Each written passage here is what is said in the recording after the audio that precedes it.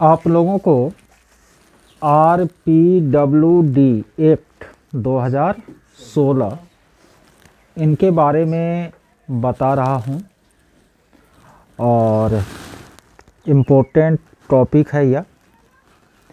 देखिए, RPWD act का पूरा नाम क्या होता है? इसका पूरा नाम होता है rights of person with डिसएबिलिटीज। RPWD act का पूरा नाम होता है राइट ऑफ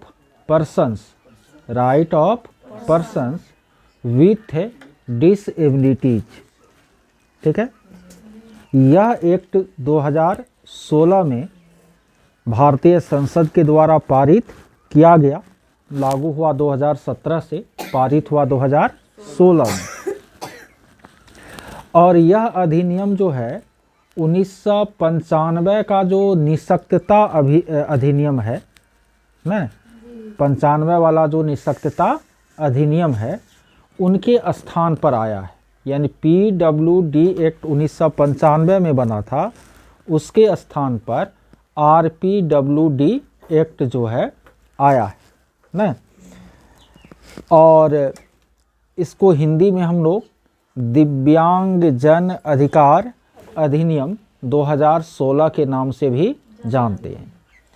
इस अधिनियम के द्वारा दिव्यांगता को और व्यापक तरीके से परिभाषित किया गया है और इसमें आपको दिव्यांगता को एक विकसित और गतिशील अवधारणा के आधार पर परिभाषित किया गया है। किसके आधार पर?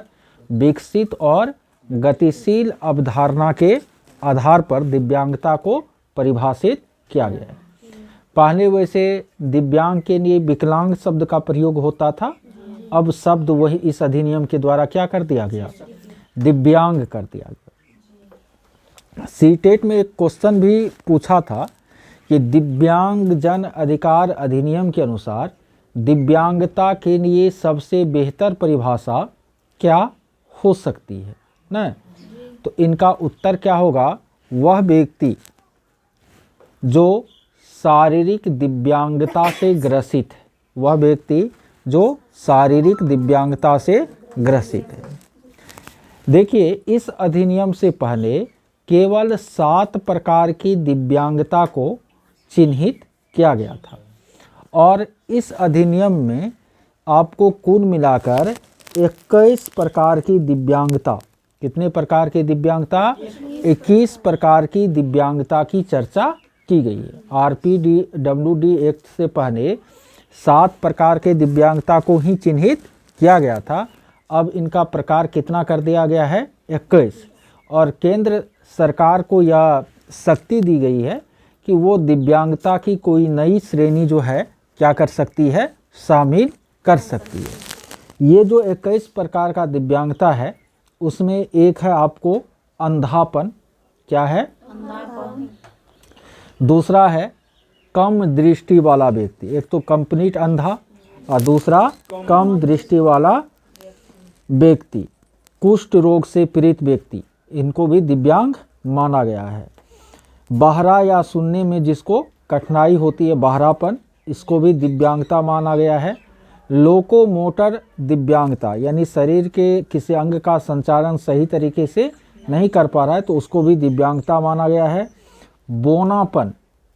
बोनापन यानी कद काठी बहुत छोटा होना, इनको भी क्या माना गया है? बौद्धिक विकलांगता न। उसके बाद मानसिक बीमारी, मेंटल हैंडीकैप्ड, ऑटिज्म का जो शिकार बच्चा है उनको भी दिव्यांग माना गया है। सेरेब्रल पॉल्सी न, यानी मस्तिष्क की जो क्षति है, इनको भी क्या माना गया है? मस्कुलर डिस्ट्रॉफी, जीर्ण तंत्रिका संबंधी स्थिति, सीखने की जो अक्षमता है, निर्योग्यता, जिसको अधिगम अशक्तता के रूप में आप लोग पढ़े हैं, डिस्मोर्फिया, डिसग्राफिया, ये सब, वो भी क्या है आपको इसके अंतर्गत आता है। थैलीसीमिया, हीमोफीलिया रोग से जो ग्रसित है उनको भी दिव्यांग माना गया है न। उनके बाद एसिड अटैक से यदि कोई पीड़ित व्यक्ति है तो उनको भी दिव्यांग माना गया है। पार्किंसंस रोग वाले को भी दिव्यांग माना गया। ये सब कुछ मुख्य प्रकार हो गया दिव्यांगता का। पूछ सकता है इनमें कौन आरपीडब्ल्यूडी एक्ट के अंतर्गत दिव्यांगता के प्रकार में शामिल है और कौन नहीं है। तो एक कुछ जो फेमस इसमें थे उनका नाम हमने क्या किया, बोल दिया। इनको आप लोगों को याद रखना है। किसको? RPWD act, right of person with disabilities ना। शारीरिक अशक्त भी पूछ सकता है ना, जिसको दिव्यांग नहीं बोल सकते हैं।